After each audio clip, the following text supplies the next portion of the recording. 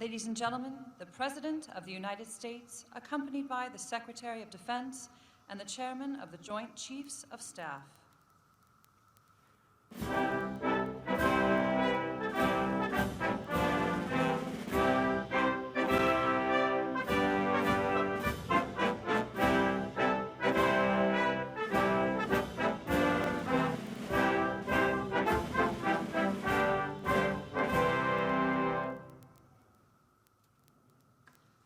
Ladies and gentlemen, Chaplain Colonel Michael Shellman, Command Chaplain, Joint Task Force, National Capital Region, and the Military District of Washington. Please join me in prayer. Almighty God, who is the champion of liberty, the champion of our freedoms, and the God who loves us with an everlasting love, today let us lift our hearts in prayers in thanksgiving to you for those patriots who paid the ultimate price by giving their lives in full measure for their country. With humble hearts, may we never forget their patriotism and commitment. As a nation, we can never be grateful enough for the uncommon bravery of those sons and daughters who preserved our freedoms. Lord, thank you for the gift of liberty and the blessings of freedom that you have bestowed on our nation, the United States of America. Let us never forget these heroic souls, our brothers and sisters of days gone by, some who never had the chance to grow old. Let us thank them for their sacrifice as it continues to be our blessing, and their bravery continues to be our reward. In your gracious name I pray, amen. Ladies and gentlemen, please join Sergeant First Class Brendan Curran and the United States Army Band, Pershing's Own, in the singing of our national anthem.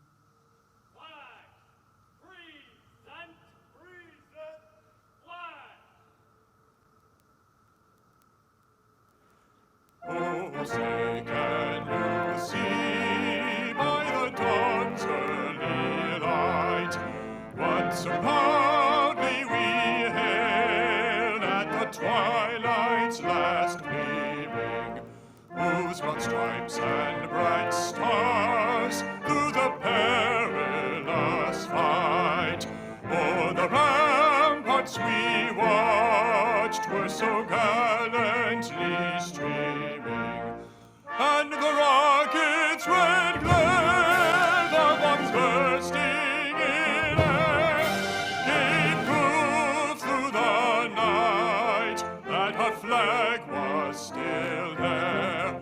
Oh, say does that star-spangled banner yet wave o'er the land of the free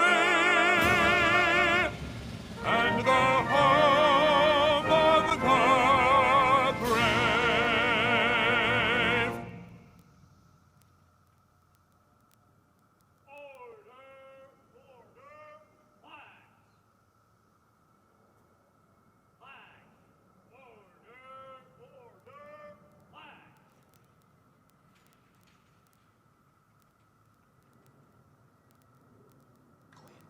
Please be seated. Ladies and gentlemen, please welcome General Mark A. Milley, the Chairman of the Joint Chiefs of Staff.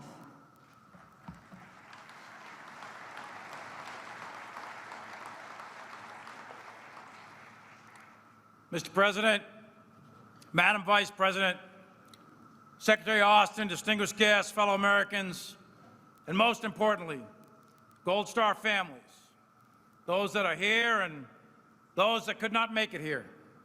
It's an honor to join you all in solemn remembrance and reflection on this 153rd observance of Memorial Day for the over 1 million Americans who have given the last full measure devotion in service of their country.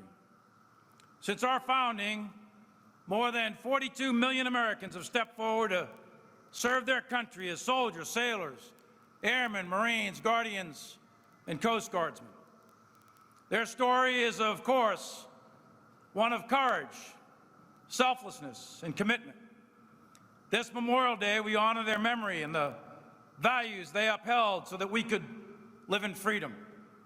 From Bunker Hill to Gettysburg, from the Meuse-Argonne to Iwo Jima, Incheon, the Ia Drang Valley, to the Korengal, Ramadi, and Mosul. Their sacrifice is an example for all of us to never forget and to always honor. At the first official Memorial Day ceremony held here at Arlington in 1868, children who had been orphaned by the Civil War moved throughout the cemetery, laying spring flowers on the graves of our soldiers. Since that day, 153 years ago, on this day in May, we come together as Americans to mourn, but much more importantly than mourning, we come together as Americans to remember.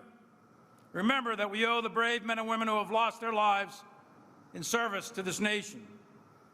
And remember, too, that behind every fallen comrade is a family whose sacrifices embody the soul that is America. We reflect on the dreams never realized, the pain of a parent who has lost a child, the pain of a child who has lost their parent. For every day is Memorial Day for the families of our fallen. But today is also a day to celebrate their courage and how they lived and why they fought. And remember that they lived for something bigger than themselves. They fought for the values and traditions of this nation.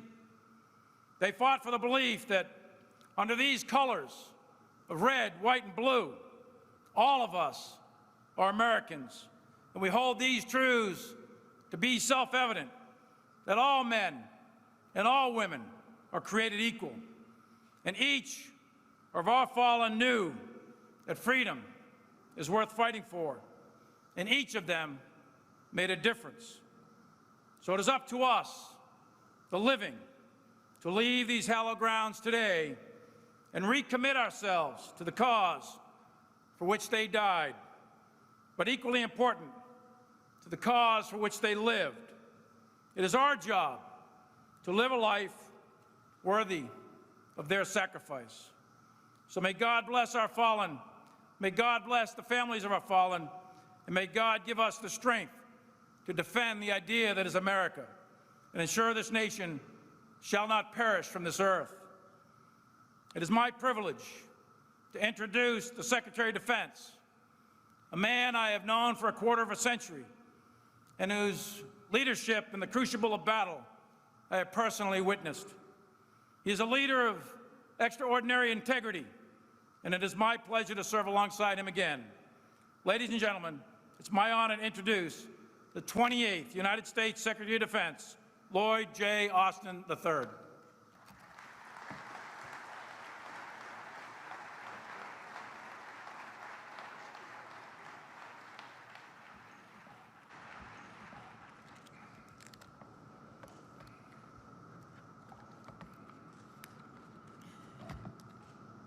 Mr. President, Dr. Biden, Madam Vice President, Mr. Emhoff, General Milley, distinguished guests, service members, Gold Star family members, my fellow veterans, ladies and gentlemen.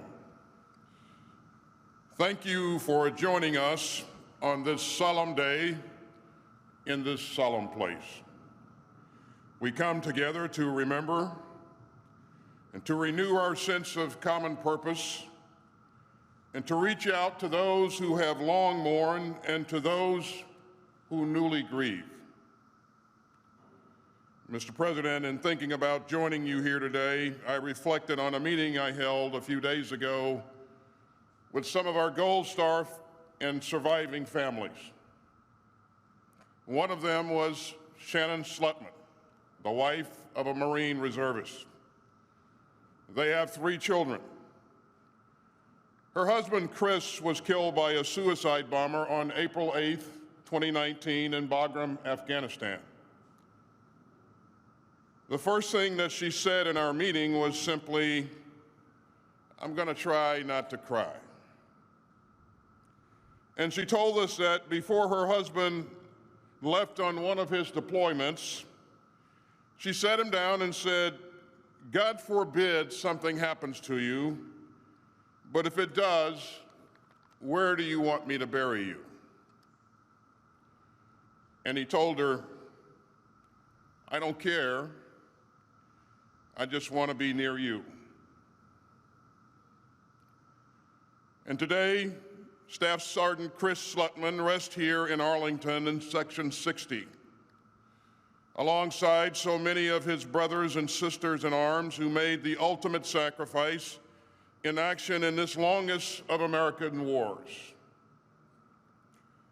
Our Gold Star and surviving families wage a fight that goes on long after the funerals. And it is our sacred duty to do more to ease the burden that they shoulder on Memorial Day and every day. Because for as long as America has sent our sons and daughters into harm's way, those on the home front have also been on the front lines. And Mr. President, you know firsthand the pride of seeing a loved one put on our country's uniform. You also know what it means to wait and worry while a son serves in a battle zone far away. And you know what it means to commit American troops to fight. And you understand the mixture of pride and stress and fear and love that all our military families live with. As a former commander, I know these feelings myself. For the loved ones of those who have fallen, let me simply say,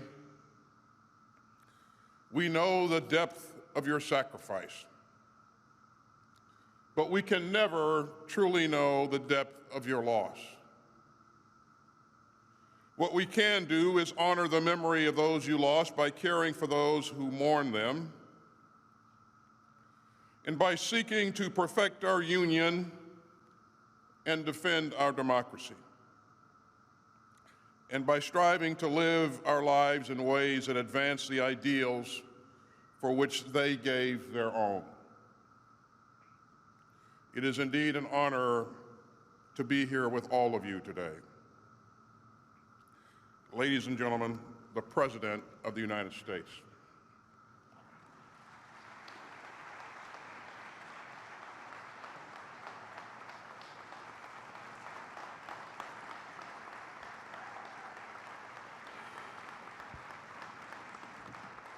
Madam Vice President, Secretary Austin, Secretary McDonough, General Milley, Gold Star families, my fellow Americans.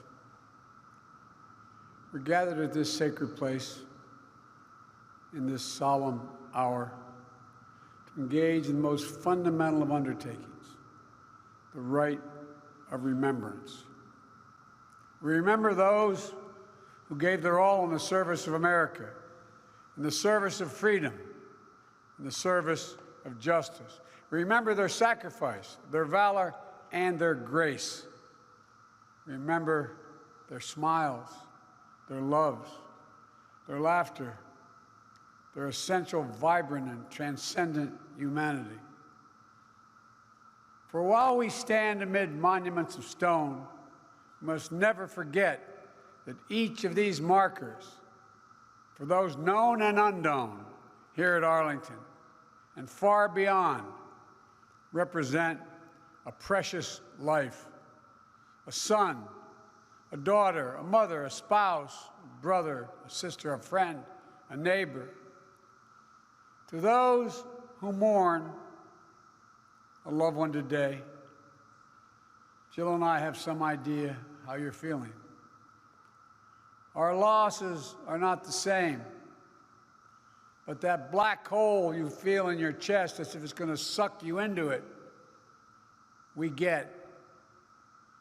I know the incredible pride you felt seeing your loved one wear the uniform of our country, and the pride they felt wearing it.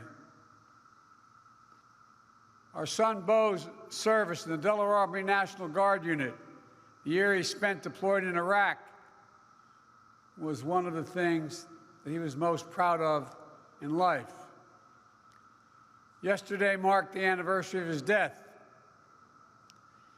and it's a hard time of year for me and our family, just like it is for so many of you. It can hurt to remember, but the hurt is how we feel and how we heal.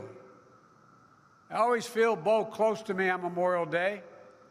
I know exactly where I need to be, right here, honoring our fallen heroes. Because through pain and anguish of his loss, I remember the pride on his face the day I penned those bars on his shoulders. To all of you who are fighting with the fresh pain of loss, as hard as it is to believe, I promise you this: the day will come when the image of your loved one will bring a smile to your lips before it brings a tear to your eyes. The Bible teaches, "Blessed are they that mourn, for they shall be comforted." That comfort, that reassurance can be a long time in coming, but it will come, I promise you. And my prayer for all of you is that that day will come sooner rather than later. We all know Memorial Day origins lie in the wake of the Civil War, a war for the freedom of all, a war for union, a war for liberty, and for the preservation of the Constitution. In calling for such a day, General John Logan, commander of the Grand Army of the Republic, issued General Order Number 11. He directed the nation set aside a day to honor, and I quote, "those who died in defense of their country during the late rebellion and whose bodies now lie in almost every city, village, and hamlet, churchyard throughout the land." And so we have, and so we do again today in our time. We're the children of sacrifice made by a long line of American service members, each a link in that chain of honor. We live by the light of the flame of liberty they kept burning. We're free because they were brave. Here on these gentle rolling green hills and across America and around the globe lie buried the heroes of the greatest experiment the world has ever known, ever seen. The experiment bears the noble name, the United States of America. Women and men, all those we honor today, gave their lives for their country, but they live forever in our hearts, forever proud, forever honorable, forever American. They are the sentinels of liberty, defenders of the downtrodden, liberators of nations. And still today, Americans stand watch around the world, often at their great personal peril. War and conflict, death and loss are not relics of our American history. They're part of the American story. Here in Arlington lie heroes who gave what President Lincoln called the last full measure of devotion. They did not only die at Gettysburg or in Flanders Field or in the beaches of Normandy, but in the mountains of Afghanistan, the deserts of Iraq in the last 20 years. Section 60, when I walk through it, reminds me of the cost of war. Hundreds of graves are here from recent conflicts. Hundreds of patriots gave their all. Each of them leaving behind a family who live with their pain and their absence every single day. I want to assure each of those families, we will never forget what you gave to our country. We will never fail to honor your sacrifice. Each day, starting when I was Vice President of the United States, I carry in my pocket a number of troops killed during the wars in Afghanistan and Iraq. Not an approximation, not rounded off numbers. They each leave behind an entire community and family. And today, that number is 7,036. 7,036 fallen angels who've lost their lives in these conflicts. And on this Memorial Day, we honor their legacy and their sacrifice. Duty, honor, country. They lived for it. They died for it. And we as a nation are eternally grateful. You know, America's been forged in the battles and the fires of war. Our freedom and the freedom of innumerable others has been secured by young men and women who answered the call of history and gave everything in the service of an idea. The idea of America. It's the greatest idea in the long history of humankind. An idea that we're all created equal in the image of Almighty God. That we're all entitled to dignity, as my father would say, and respect, decency and honor, love of neighbor. They're not empty words, but the vital beating heart of our nation. And that democracy must be defended at all costs, for democracy makes all this possible. Democracy. That's the soul of America. And I believe it's a soul worth fighting for, and so do you. A soul worth dying for. Heroes who lie in eternal peace in this beautiful place, this sacred place, they believe that too. The soul of America is animated by the perennial battle between our worst instincts, which we've seen of late, and our better angels. Between me first and we the people. Between greed and generosity, cruelty and kindness, captivity and freedom. The Americans of Lexington and Concord, of New Orleans, Gettysburg, the Argonne, Iwo Jima and Normandy, Korea and Vietnam, Afghanistan and Iraq, and thousands of places in between. These Americans weren't fighting for dictators. They were fighting for democracy. They weren't fighting to exclude or to enslave. They were fighting to build and broaden and liberate. They weren't fighting for self. They were fighting for the soul of the nation, for liberty and simple fair play. Simple fair play and decency. Today, as we remember their sacrifice, we remind ourselves of our duty to their memory, to the future they fought for. We owe the honored dead a debt we can never fully repay.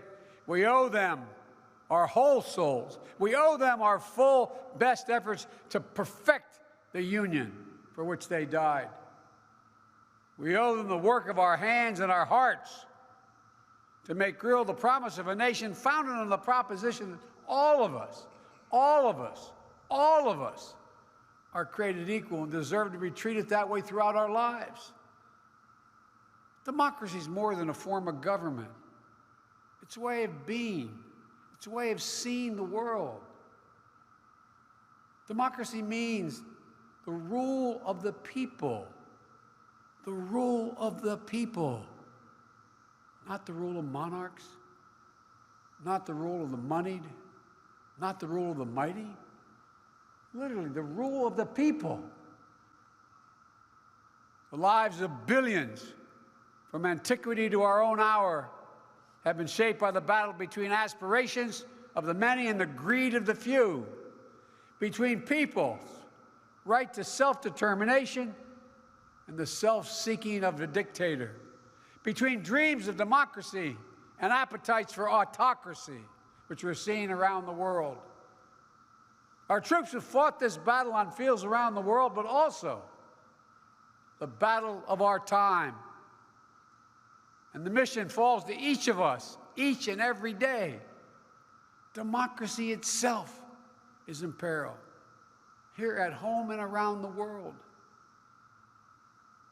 What we do now,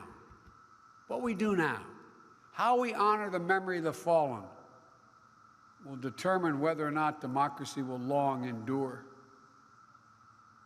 We all take it for granted. We think we learn in school, every generation has to fight for it.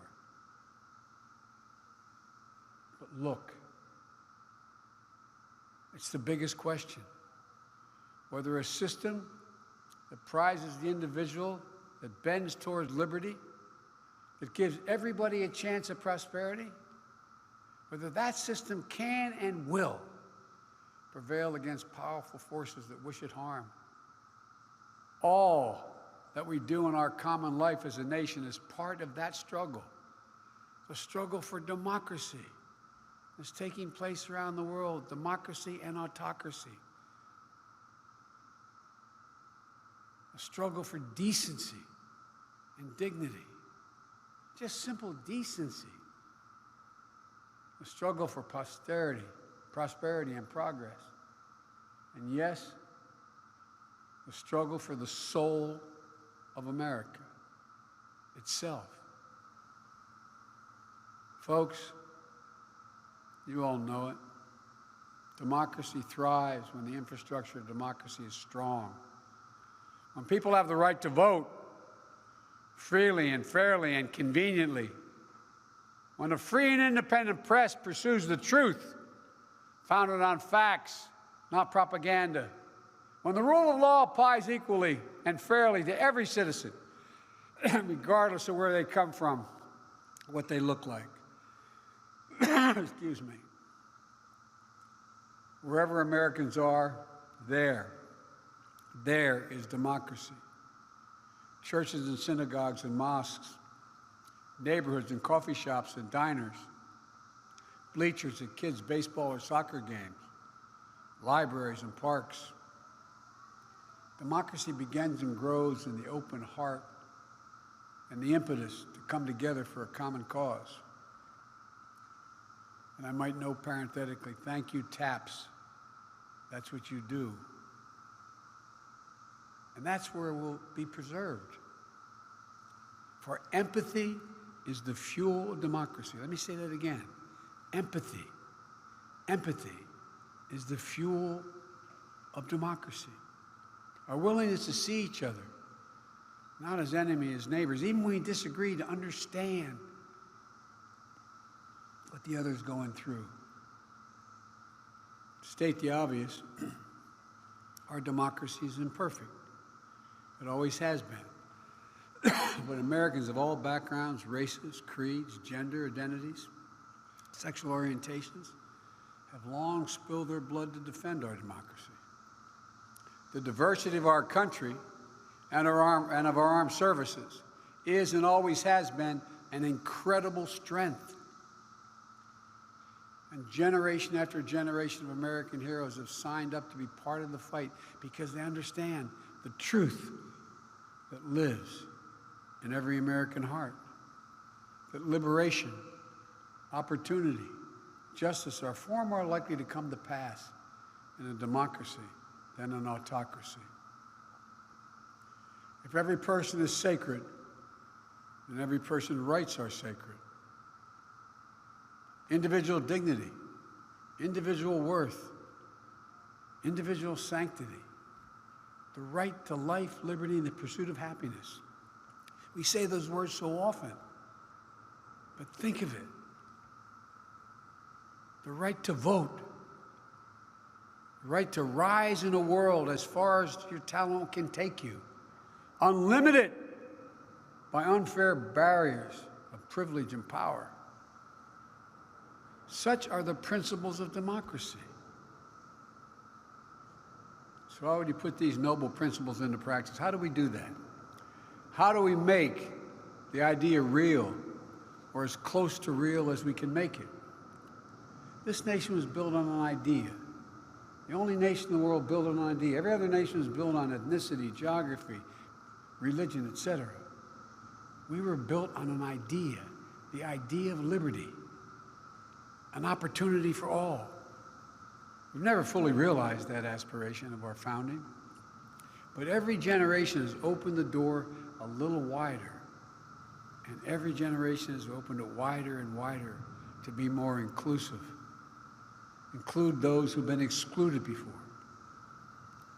It's a mission handed down, generation to generation, the work of perfecting our union.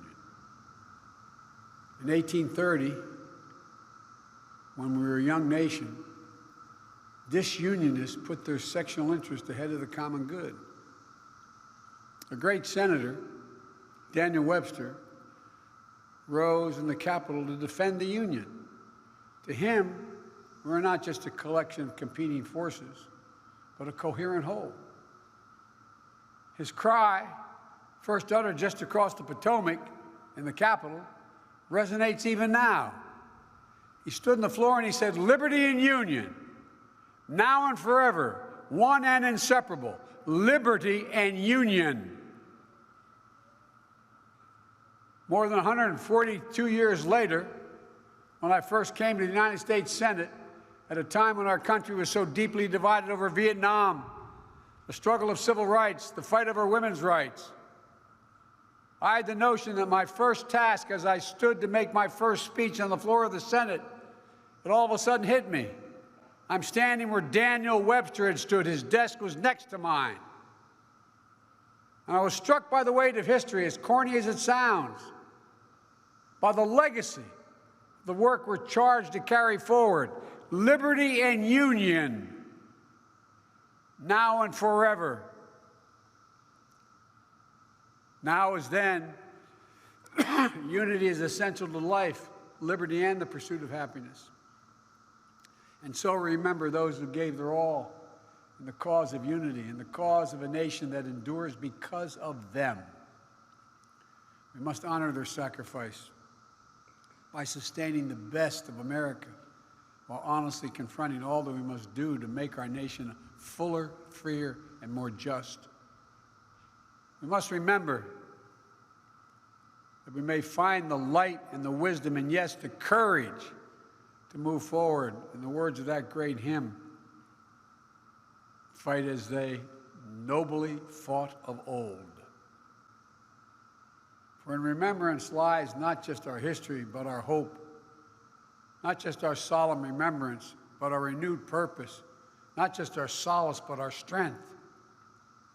This Memorial Day, remember that not all of us are called to make the ultimate sacrifice. We all are called by God and by history and by conscience to make our nation free and fair, just and strong, noble and whole. To this battle, may we now dedicate our souls, that our work may prove worthy of the blood of our fallen. For this work, the work of democracy, is the work of our time and for all time. And if we do our duty, then ages still to come will look back on us and say that we, too, kept the faith. And there's nothing more important, nothing more sacred, nothing more American than keeping the faith. May God bless the United States of America, and may the light perpetually shine upon the fallen.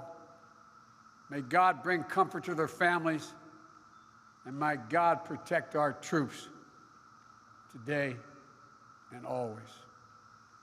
God bless you all.